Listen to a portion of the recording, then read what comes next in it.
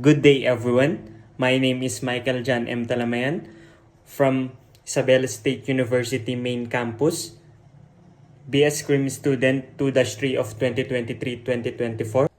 Today, we are tackling French policing system under Sir Reginald Sibog. But first, let's have a small details about the country. France is one of the oldest nations on earth and the most ethical diverse country in Europe. This deep and broad influence have made France a world leader throughout history in nearly all aspects of culture, including cuisine, winemaking, politics, philosophy, music, art, film, fashion, literature, and sports. There are three types of policing system in France. Police nationally or Sûreté is under the Interior Ministry. Gendarmerie nationally is both under the Defense Ministry and Interior Ministry. Police municipally is under the direct authority of mayor. The French National Police is called Police Nationale in French. It is one of the two national police force in France. The National Police is the country's main civil law enforcement agency responsible for policing cities and large towns. The National Police was formerly known as the Sûreté Nationale. It was created in 1812 by Eugene Vidocq and its name was officially changed to Police Nationale in 1966. Police agency, the Police Nationale or Sûreté. The department is Interior Ministry or the Ministry of Interior. It is a government department that manage a country's internal affairs, especially law and order.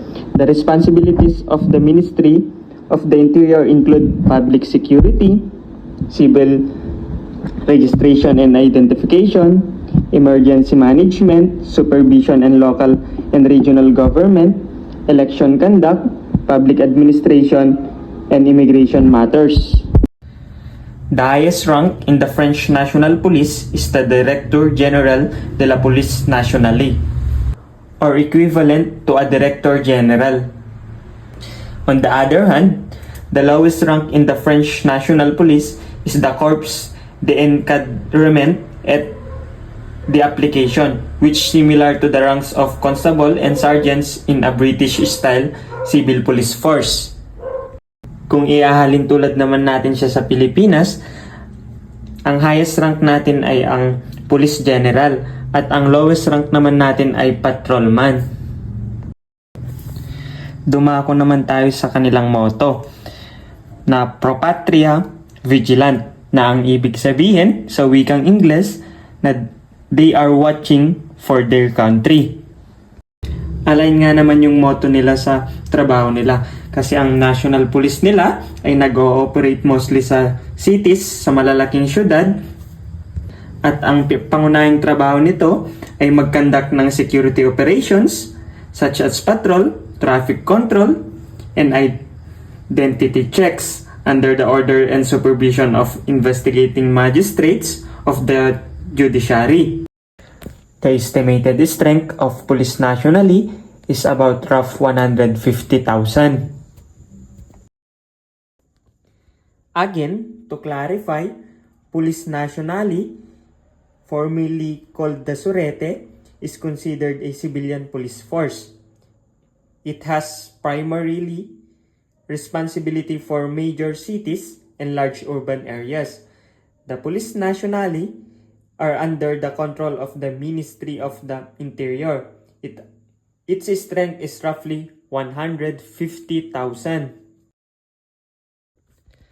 Ngayon, pag-usapan naman natin ang pangalawa sa policing force ng France.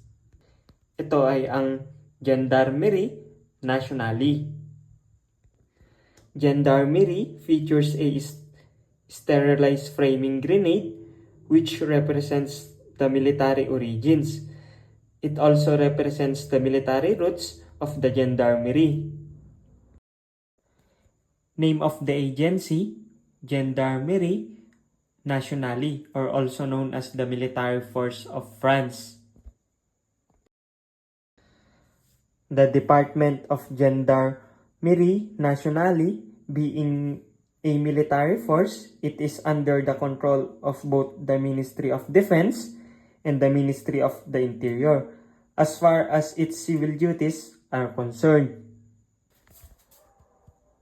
The highest rank in the French Gendarmerie Nationale is the General d'Armée, which is the rank of the Director General of the Gendarmerie. The lowest rank in the Gendarmerie is the Student Gendarme. The motto of the National Gendarme in English is "For the Fatherland, Honor, and Law." The Gendarme has a strength of around 102,269 people as of 2018. Gendarmerie Nationale. It is a part of French Armed Forces. It has the primary responsibility for policing smaller towns and rural areas, as well as the armed forces and military installations, airport security, and shipping ports. Being a military force, it is under the control of both the Ministry of Defense and the Ministry of the Interior. The French law enforcement system is primarily centralized at the national level.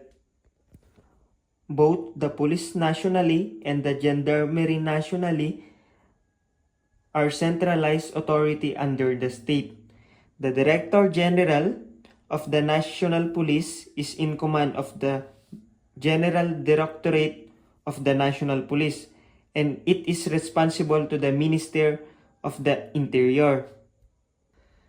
The French police model has traditionally been characterized as a highly centralized and repressive agency of the rational government. However, there has been some recent interest in local police decentralization.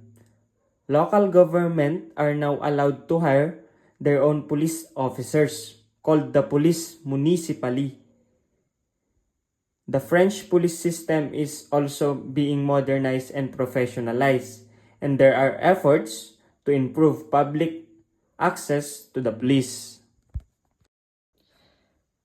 Paris now has a municipal police which replacing the Prevention Security and the Protection Directorate, which is composed of agents with some municipal police powers, titled Inspectors de Security or Security Inspectors. The municipal police, or in French, police municipale, are the local police of towns and cities in France.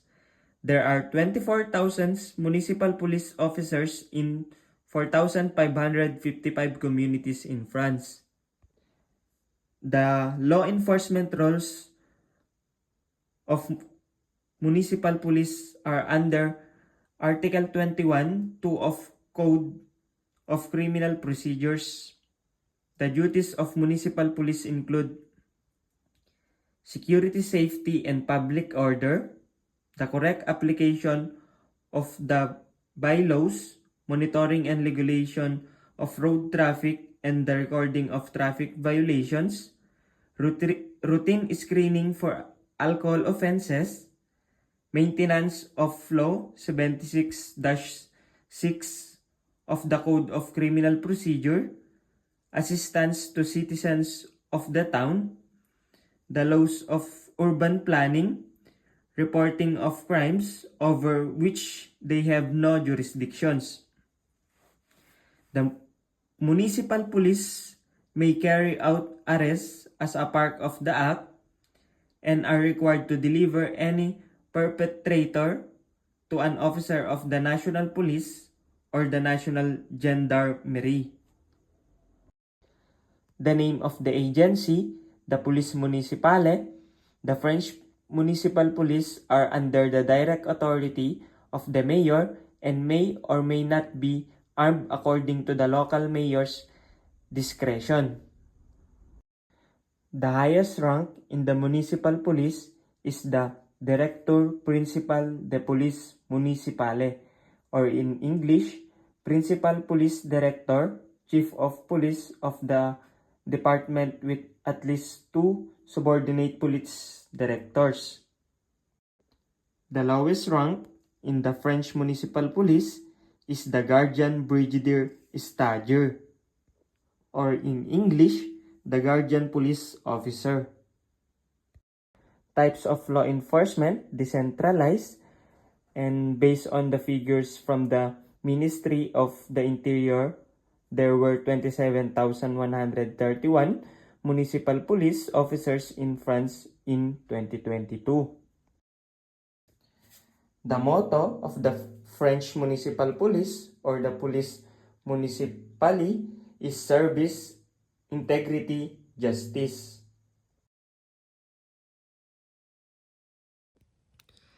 In 1536 to 1544, King Francis I established the first systematic police measures in France, assigning police officials to the chief of his armies to recruit troops and check on soldiers' plundering.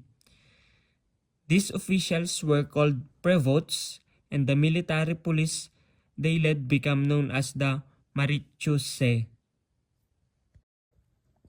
Early policing.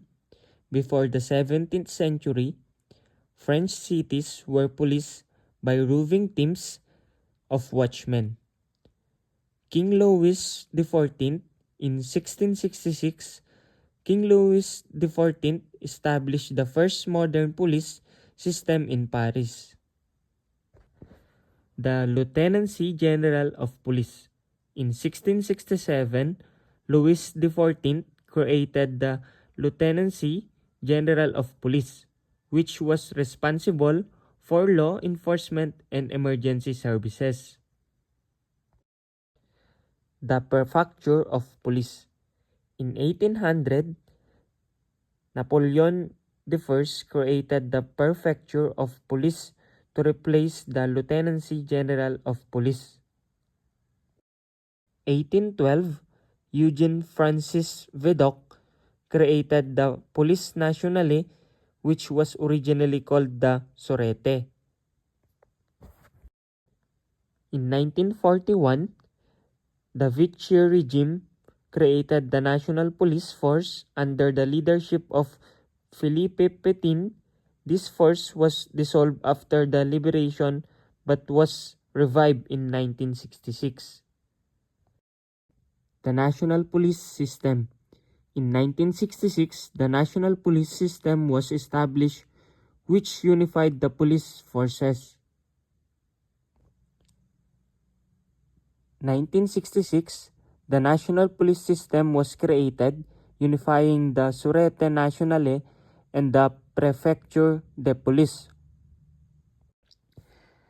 Today's France police system is made up of 3 parts: Police Nationale, a civilian force that operates in major cities and large urban areas; Gendarmerie, a military force that provides police services in rural areas; Municipal Police, officers appointed by mayors who work in some 2,860 localities.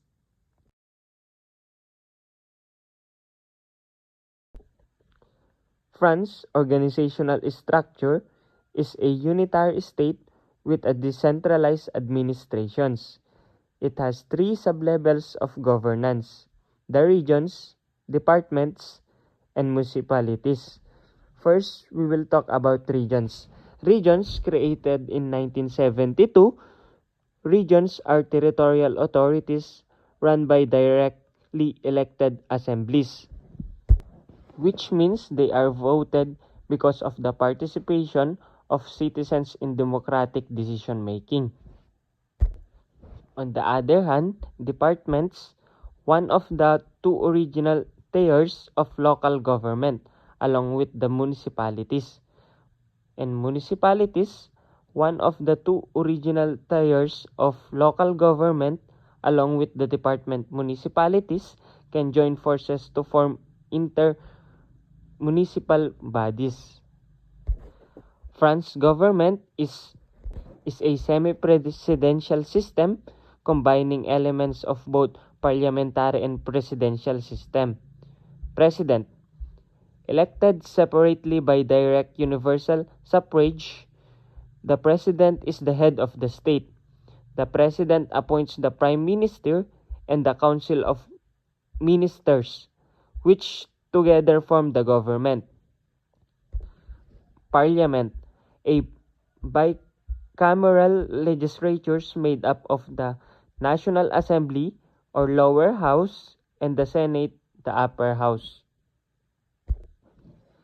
France's local authorities have various legal functions, and the national government is allowed to interfere with their normal operations. However, France has transferred some of its sovereignty to to European institutions, and the French government must follow European treaties, directives, and regulations. Ngayon, pag-usapan naman natin kung paano mag-recruit ng kanilang police force ang France. There are two types of agencies employing police officers in France. The National Police has jurisdiction over cities and large towns, while the Gendarmerie has jurisdictions in smaller towns and rural and border areas. Requirements to become a police officers are similar in both agencies and include a college education or baccalaureate degree, or also known as master's degree. Number 1 sa kanilang listahan ay ang entry requirements. To work as a police officer for the French National Police or Gendarmerie, a candidate must be of French nationality and between 17 and 35 years old. Candidates must also be at least 5 feet and 3 inches and in good health with good eyesight. Other requirements include a minimum of the French baccalaureate and a clean record. Gaya din dito sa Pilipinas, dapat may natapos kang 4 years course para makapasok sa kanilang police force. O kaya naman, master's degree. Number 2 sa listahan, succeed in the entry examination. Candidates to become a French police officers must undergo rigorous testings. Test includes a multiple choice examination covering current affairs and security. Candidates must also complete a 3-hour essays that covers a current affairs subject. An essay's grade 5 out of 20 result in disqualification. Prospective officers also must pass a 20-minute interview, a physical exercise examination, and a foreign language exam in English, Dutch, Arabic, Spanish, or Italian. Number 3 is enter police school. Successful candidates enter national police schools where they have student police officers status. These students alternate work experience and classes during 1 year of study. Students who leave the school early after 3 months are fined. Number 4 sa listahan ay ang career start. After a student completes a formal study, he or she is characterized as a guardian de la pax or trainee peace guardian for 1 year. On-the-job training lasts 1 year and can be extended by periods of 3 months to a year. Once the training period ends, the officers are given permanent status. Officers make a commitment to stay in the force for at least 4 years. If they break this commitment, they incur a fine. Maaari silang makulong or kasuhan ng gobyerno, ganun. Ngayon, mag-proceed naman tayo sa uniform ng kanilang police force. Una ay ang Police National or Police Nationale.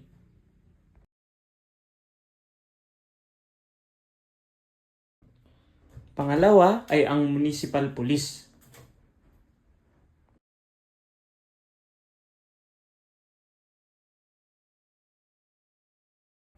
At ang panghuli ay ang Gendarmerie Nationale or ang military force ng France.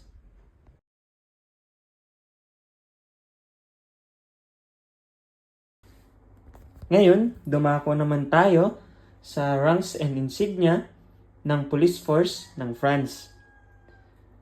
Police Nationale, ang nangunguna ang pinakamataas dito ay ang Director of Active Services, sumusunod si Inspector General, Controller General, Divisional Commissioner, at si Commissioner.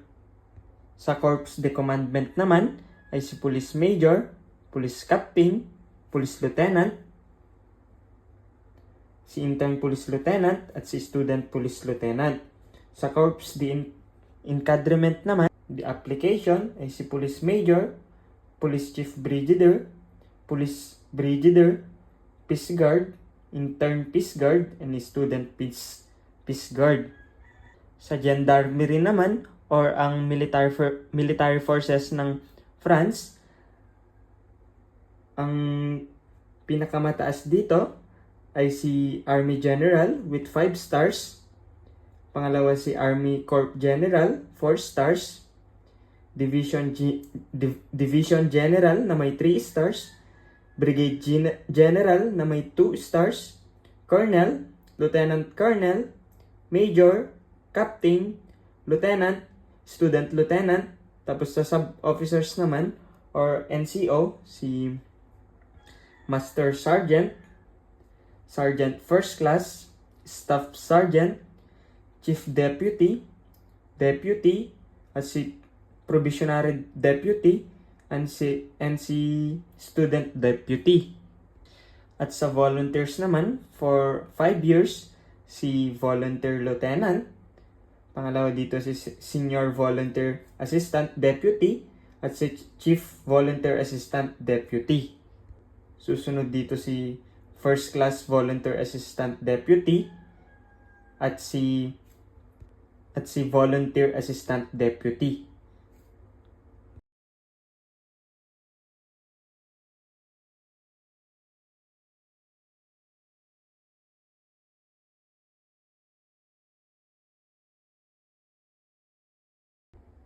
Ngayon, mag-proceed naman tayo sa mga armas at equipments na ginagamit ng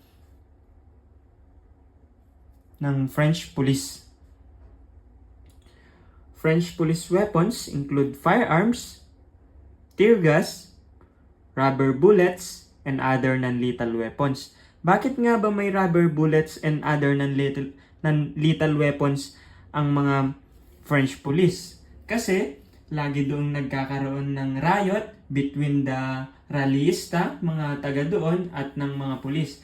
Gumagamit sila ng rubber bullets and non-lethal weapons para itaboy ang mga tao nang walang buhay na nawawala.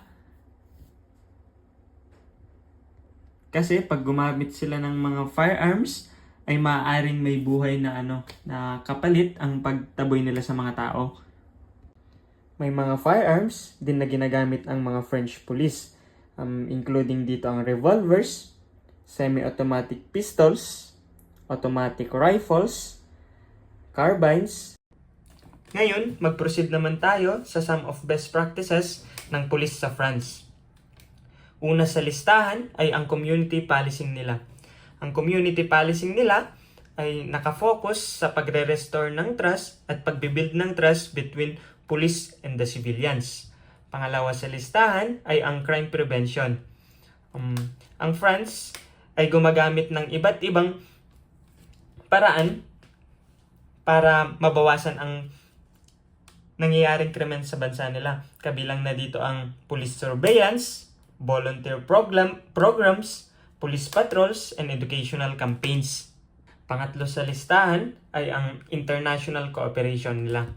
France International Relations Department, DRI, manage the day-to-day running of the National Crime Bureau. The DRI hosts European and international police cooperation channels. Tapos ang panghuli naman dito ay ang local consultations nila. Some other best practices for law enforcement officials include the minimizing damage and using force only when necessary. Not using firearms or shotguns to disperse crowds. Ito yung sinasabi ko kanina na tuwing may nagrarally sa kanila, gumagamit sila ng non-lethal weapons para i-disperse yung crowd para hindi magkaroon ng malalang casualties. Not using batons on people who are unthreatening. Parang yung batons nila is ginagamit na lang nila para protektahan yung sarili nila, hindi para itaboy ang mga nagrarally doon sa kanila. Lastly, providing medical assistance to anyone injured without delay.